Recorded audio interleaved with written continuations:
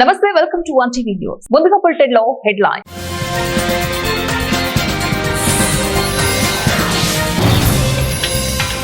Venkaiah Naidu re entry, తెర వెనుక RSS.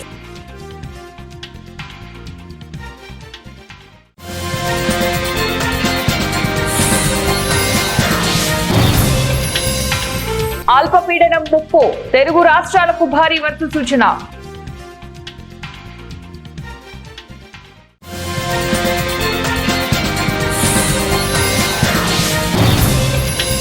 Nagar Kurnool జిల్లా కల్వకుర్తికి చేరుకున్న రెడ్ వింగ్ రాజ్ కలశ యాత్ర.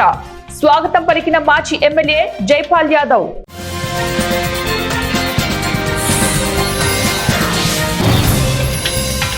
ప్రజలకు ఇచ్చిన హామీలను నెరవేరుస్తున్న కూటమి ప్రభుత్వం. పెడన ఎమ్మెల్యే కాగిత కృష్ణ ప్రసాద్. రాజంపేట అన్నమయ్య జిల్లాగా ప్రకటించేదానికి ప్రభుత్వం సిద్ధంగా ఉందని వైసీపీ సీనియర్ నాయకులు మాజీ ప్రభుత్వ సలహాదారు పోతిరెడ్డి నాగార్జున రెడ్డి అన్నారు. కూటమి ప్రభుత్వం అధికారంలోకి వచ్చిన తర్వాత ముఖ్యమంత్రి చంద్రబాబు నాయుడు 32 జిల్లాలుగా ప్రకటిస్తున్నట్లు వెల్లడించారు. కిలోమీటర్లు మా ప్రకాశం జిల్లా బార్డర్ నుంచి ఇటు రాజంపేటకు పోవాలంటే దాదాపు 150 కిలోమీటర్ల ప్రయాణం చేయాల్సిన పరిస్థితి ఉంది. అదే మాకు కడప జిల్లా అయితే దాదాపు 95 కిలోమీటర్ల కంటే ఎక్కువ దూరం ఉండదు. మరి అదేవిధంగా మనకు రాజంపేట గత ప్రభుత్వంలో రాజంపేటకు మన రాజంపేట ఆర్టీఓ ఆఫీస్ కాకుండా ఎలక్షన్లకు ముందు ఆయన చెప్పిన హామీ ప్రకారం జగన్మోహన్ రెడ్డి గారు మనకు బద్వేలు నియోజకవర్గానికి సంబంధించి మనకు ఆర్టీఓ ఆఫీసును కూడా ఇక్కడనే ఏర్పాటు చేయడం కూడా జరిగింది. అదేవిధంగా సబ్ జడ్జి కోర్టు కూడా ఇక్కడనే ఏర్పాటు చేయడం కూడా జరిగింది. కాబట్టి ఇప్పుడుండే పరిస్థితుల్లో మాకు అంటే మన నియోజకవర్గానికి సంబంధించి మనకు అన్నమయ్య జిల్లా రాజంపేట అన్నమయ్య జిల్లా అని చెప్పేసి కొత్తగా ఏర్పాటు చేయడం జరుగుతూ ఉంది. కాబట్టి ఈ పరిస్థితి వచ్చిందంటే ప్రజలందరూ కూడా చాలా ఇబ్బందులు పాలయ్యే పరిస్థితి ఉంది. భౌగోళికంగా చూసినా కూడా అది ఎక్కడుందో మనకు జిల్లాకు దూరంగా ఉండేట్టు పరిస్థితి ఉంది. కాబట్టి చివరిలో మనం ఉన్నాం. ఒక పక్క నెల్లూరు జిల్లా, ఒక పక్క ప్రకాశం జిల్లా, ఈ విధంగా కర్నూలు జిల్లా ఒక సైడు. ఈరోజు ఇట్లా అన్నమయ్య జిల్లాకు తీసుకుపోతే ప్రజలు అందరూ కూడా ఇబ్బందులు పాలవుతారు. మేము ఒకటే కోరుతున్నాం, అయ్యా దీనికి రాజకీయ ఉద్దేశంతో కాదు, రాజకీయ జోక్యం లేకుండా బద్వేల్ తెలుగుదేశం నాయకులైతే రితీష్ రెడ్డి గారు అయితేనేమి, విజయమ్మ గారు అయితేనేమి, మరి అదేవిధంగా అఖిల పక్షాల కమ్యూనిస్టులు, మళ్ళీ బీజేపీలు పార్టీ అయితేనేమి, అందరూ కూడా కలిసి భవిష్యత్తులో ప్రజలకు ఏ విధమైనటువంటి ఇబ్బందులు కలుగుతాయో దాన్ని దృష్టిలో పెట్టుకొని దీనికి ఒక అఖిలపక్ష కమిటీ మాదిరిగా అందరము ముందుకు వచ్చి దీనికి కులమతాలు అంటించొద్దండి, దీనికి పార్టీలు అంటించొద్దండి, ఏది లేకుండా మనం అందరం కూడా సమైక్యాంధ్ర ఉద్యమంలో ఏ విధంగా చేశామో అదే విధంగా చేస్తే ఖచ్చితంగా మన నియోజకవర్గాన్ని కడప జిల్లా నియోజకవర్గంలోనే కలుపుకునేదానికి అవకాశం ఉంటుంది. కాబట్టేసి మనమందరం కూడా ఏకదాటిగా పోరాటం చేసి ఖచ్చితంగా మంది కడప జిల్లాలో ఉండే విధంగా చేసుకోవాల్సిన బాధ్యత మన అందరి మీద ఉంది.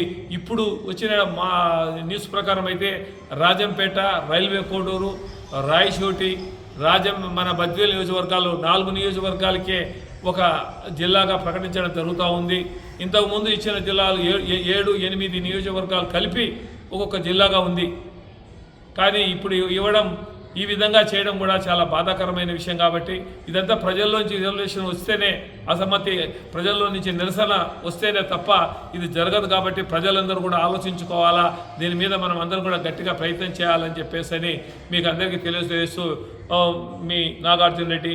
నమస్తే. జగిత్యాల జిల్లాలో మంత్రి అడ్లూరి లక్ష్మణ్ కుమార్ విలేకరుల సమావేశం ఏర్పాటు చేశారు. ఈ సందర్భంగా ఆయన మాట్లాడుతూ కాంగ్రెస్ పార్టీ సీనియర్ నాయకులు జీవన్ రెడ్డి కాళేశ్వరం ప్రాజెక్టుపై మాట్లాడినట్లుగా సోషల్ మీడియాలో వస్తున్న తప్పుడు ప్రచారాన్ని జిల్లా కాంగ్రెస్ పార్టీ అధ్యక్షునిగా ఖండిస్తున్నట్లు తెలిపారు. రైతుల సమస్యలపై జిల్లా కలెక్టర్ తో మాట్లాడినట్లు తెలిపారు. కేంద్రం నుంచి అన్ని విధాలు కూడా చేయిస్తాన విషయాన్ని కూడా చెప్పిన మాట ఈ సందర్భంలో తెలియజేసుకుంటూ, ముఖ్యంగా మన ఎస్ఆర్ఎస్పి నీళ్ల ద్వారా దేవుడు చల్లగా చూడాక సకాలంలో వర్షాలు రాలేదు. రైతులు చాలామంది నాట్లు వేసుకున్నారు. మేము కానీ జిల్లాకు సంబంధించిన మంత్రివర్యులు శ్రీధర్ బాబు గారు కానీ, పొన్నం ప్రభాకర్ గారు కానీ, జీవన్ రెడ్డి గారు ఇరిగేషన్ మినిస్టర్ గారి దృష్టికి తీసుకెళ్ళాం. మీరు ఏదైతే ఎస్ఆర్ఎస్పి ద్వారా నీళ్లు వదలాలి, నీళ్లు వదిలి ఇక్కడ ఉన్నటువంటి ఎస్ఆర్ఎస్పి ఆయకట్టు కింద రైతాంగాన్ని మీరు ఆదుకోవాలి. ఈసారి ఇప్పటికల్లా ఎక్కువ వర్షాలు పడేటువంటి పరిస్థితులు ఉండే, కానీ వర్షాలు పడలేదు. రైతులు ఆందోళన ఉన్నారు. మనం పంటలు వేసుకోకపోవడమా, నీళ్ళు వస్తాయా రావా, వర్షాల మీద ఆధారపడడం, మన వర్షాలు సకాలం రాలేదని ఒక ఆందోళన పరిస్థితులు కూడా ముఖ్యమంత్రి గారి దృష్టికి, అదేవిధంగా మీరు అందరూ చూసినాం మొన్ననే ఈ జిల్లాకు సంబంధించిన అనేక విషయాలు కూడా ముఖ్యమంత్రి గారు, ముఖ్యంగా ఈ ఎస్ఆర్ఎస్కి సంబంధించిన నీళ్ళు వదిలే విషయంలో కూడా ఇరిగేషన్ మినిస్టర్ గారికి ఈ జిల్లా మంత్రి గారిని రిక్వెస్ట్ చేయడం జరిగింది. దానిలో భాగంగా ఇద్దరు శ్రీధర్ బాబు గారు కానీ, పొన్నం ప్రభాకర్ గౌడ్ గారు కానీ, జీవన్ రెడ్డి గారు కానీ, నేను కానీ ఈ జిల్లాకు సంబంధించినటువంటి ప్రజాప్రతినిధులు అందరం కూడా కోరిన వెంటనే, ఆ నిజామాబాద్ జిల్లాకు సంబంధించిన ప్రజాప్రతినిధులు కోరిన వెంటనే మనకు జూన్ 1 కింద నీళ్ళు వదలడం జరిగింది. సుమారు 44.49 టీఎంసీ వాటర్ శ్రీరామ్ సాగర్లో స్టోరేజ్ ఉన్నాయి. ఆ స్టోరేజ్లో ఎంతైతే ప్రజలకు రిక్వైర్మెంట్ ఉంటుందో, రైతాంగానికి ఏముంటుందో, ఆయకట్టుకున్న జూన్ 1 కింద 7వ తారీఖు వాటర్ రిలీజ్ చేయడం జరిగింది. దానికి ముఖ్యమంత్రి గారికి, ఇరిగేషన్ మంత్రి గారికి, జిల్లా మంత్రిగా వారికి మనస్ఫూర్తిగా నేను ధన్యవాదాలు తెలియజేసుకుంటున్నాను. ఎందుకంటే అడిగిన వెంటనే రైతాంగానికి నాట్లు వేసుకుంటారు, రైతులు ఇబ్బంది పడద్దని చెప్పి నీళ్ళు ఉంటాయి. రేపు 14 నుంచి మళ్ళా 7వ తారీఖు నుంచి 14వ తారీఖు జూన్ 1, 14వ తారీఖు నుంచి మళ్ళీ 7 రోజులు 21 జూన్ 2.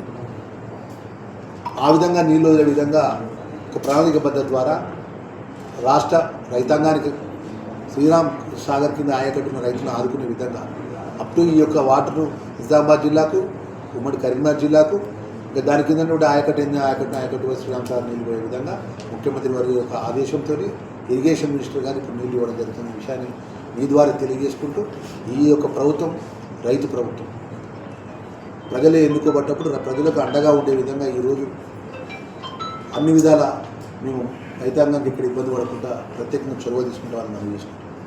ఎందుకంటే మీరు ఇట్లా పోతాయని చెప్పి నేనేమంటున్నామంటే, మీరు ఏదైతే 2014 నుంచి 18 నుంచి 23 వరకు కట్టినటువంటి ప్రాజెక్టులు ఎన్ని గంటలు మీరు ఇంకా ప్రాజెక్టులు కాళేశ్వరం కట్టింది. కాళేశ్వరం ఊలిపోయినప్పుడు ఎవరున్నారు? ఏలూరు జిల్లా నూజివీడు సబ్ కలెక్టర్ గా బొల్లిపల్లి వినూత్న బాధ్యతలు స్వీకరించారు. ప్రజా సమస్యల పరిష్కార వేదికలో పలు సమస్యలపై సబ్ కలెక్టర్ బొల్లిపల్లి వినూత్న అర్జీలు స్వీకరించారు. నూజివీడు నియోజకవర్గంలోని రెవెన్యూ అధికారులు, సిబ్బంది పుష్పగుచ్చాలు అందించి అభినందనలు తెలియజేశారు. చేయడం అట్లాంటివి కొన్ని ఛాలెంజింగ్ టాస్క్ ఉన్నాయి. Like MLC elections, graduate MLC elections చేయడం కానీ, and honourable CM visit Agiripalli మండలంలో జరిగింది in the month of April. So ఇలాంటి ఫ్యూ ఛాలెంజింగ్ టాస్క్స్ టేకప్ చేయడం జరిగింది. అండ్ అలాగే టు ఎగ్జిక్యూట్ దీస్ టాస్క్స్ నాకు గ్రౌండ్ ఫంక్షనరీస్ లైక్ తహసీల్దార్స్ నుంచి మొదలుకొని పర్టికులర్ గ్రామం సంబంధించిన విఆర్ఓ వరకు అందరూ పాజిటివ్గా రెస్పాండ్ అయ్యి, అండ్ అవసరం ఉన్నప్పుడు పక్క మండలాల నుంచి స్టాఫ్ని డెప్యూటేషన్ తీసుకొని ఆ టాస్క్ ఎగ్జిక్యూట్ చేయడం కోసం మేము సహకారం తీసుకోవడం జరిగింది. అండ్ వాళ్ళు కూడా పాజిటివ్గా రెస్పాండ్ అయ్యి, ఇన్ కేస్ ఏదైనా డౌట్ఫుల్ సిచ్యువేషన్స్ ఉన్నప్పుడు కలెక్టర్ మేడం కానీ, డీసీ మేడం కానీ గైడెన్స్ తీసుకొని అండ్ ఈ టాస్క్ సక్సెస్ఫుల్లీ కంప్లీట్ చేయడం జరిగింది. అండ్ ఓవరాల్ ఈ టెన్యూర్ మొత్తం 7.5 months tenure was fulfilling and satisfying.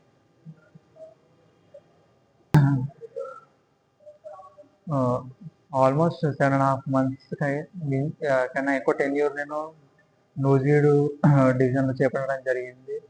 So ఉన్న ఈ 6 మండలాల్లో పర్యటించాను.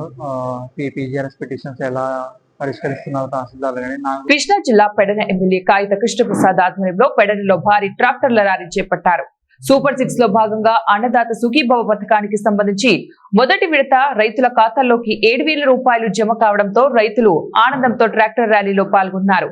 ర్యాలీ అనంతరం బహిరంగ సభలో పాల్గొన్న శాసనసభ్యులు కాగిత కృష్ణప్రసాద్ మాట్లాడుతూ, కూటమి ప్రభుత్వం ఏర్పడినప్పటి నుంచి ఇచ్చిన హామీలు నెరవేర్చడంలో ముందుందని అన్నారు. తప్పకుండా ప్రజల్లోకి తీసుకెళ్లాలి, దానికి మీరందరూ కూడా కృషి చేయాలని చెప్పి ఈ సందర్భంగా తెలియజేస్తా ఉన్నాను.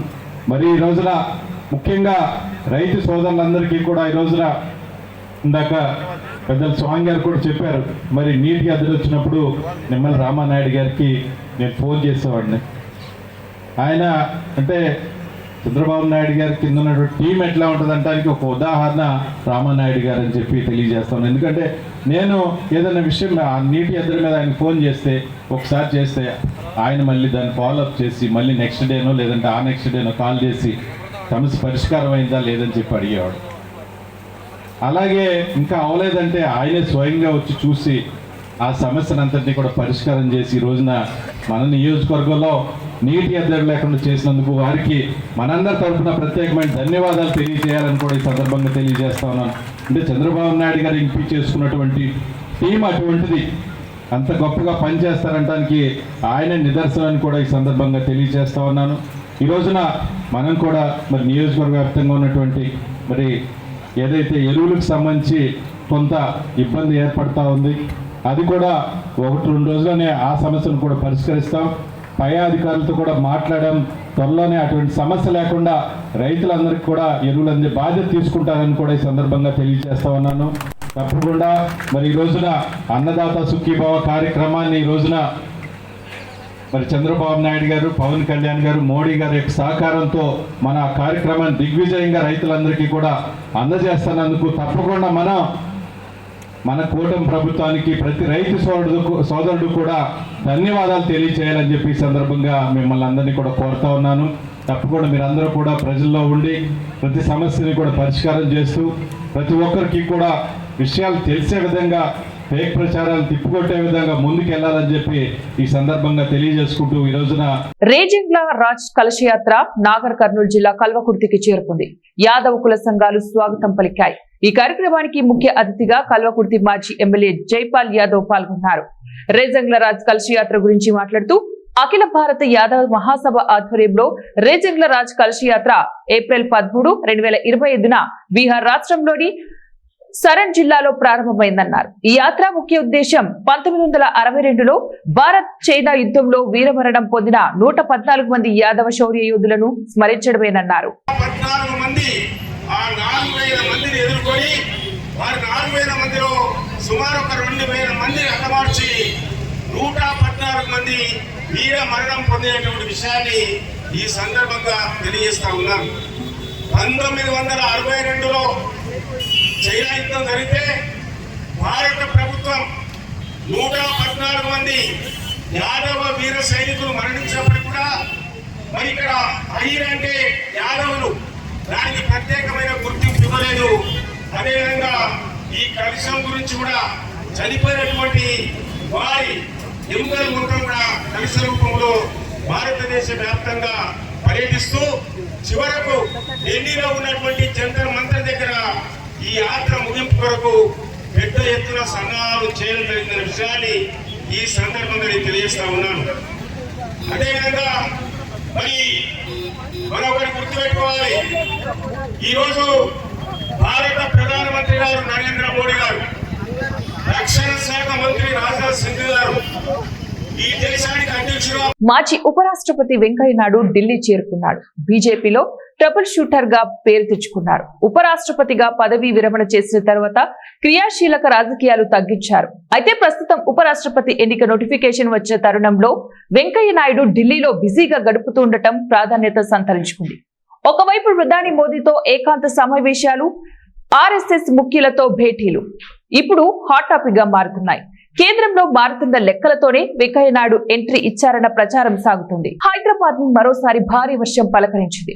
Kukatpally, Rajendranagar, Attapur, Jagadgirigutta, Quthbullapur, LB Nagar, Uppal, Dondigal, Sanath Nagar, Panjagutta, Banjara hills, Jubilee hills, Bowenpally, Alwal, Patny, Chilakalguda, Koti, Dilsukh Nagar, LB Nagar, Vanasthalipuram, Hayath Nagar ప్రాంతాలలో వర్షం పడింది.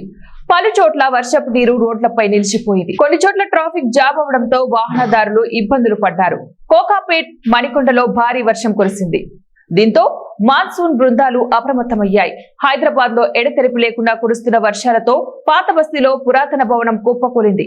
పాత బస్తీ హుస్సేని ఆలంలో 114 ఏళ్ల ఈ పురాతన భవనం కూలడంతో స్థానికులు భయాందోళనకు గురయ్యారు. బులెటిన్ ముగించే ముందు మరోసారి హెడ్లైన్స్.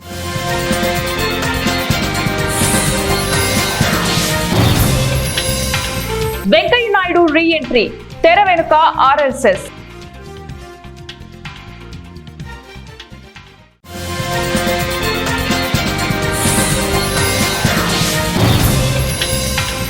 అల్పపీడనం ముప్పు, తెలుగు రాష్ట్రాలకు భారీ వర్ష సూచన.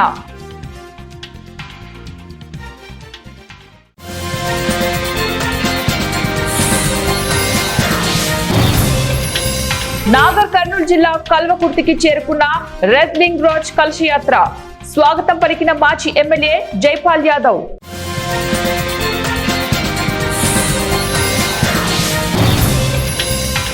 ప్రజలకు ఇచ్చిన హామీలను నెరవేరుస్తున్న కూటమి ప్రభుత్వం. పెడన ఎమ్మెల్యే కాగిత కృష్ణ ప్రసాద్. ఇవి ఇప్పుడు బులెటిన్ డీటెయిల్స్. నెక్స్ట్ బులెటిన్ లో మళ్ళీ కలుద్దాం. Until then, keep watching 1TV News.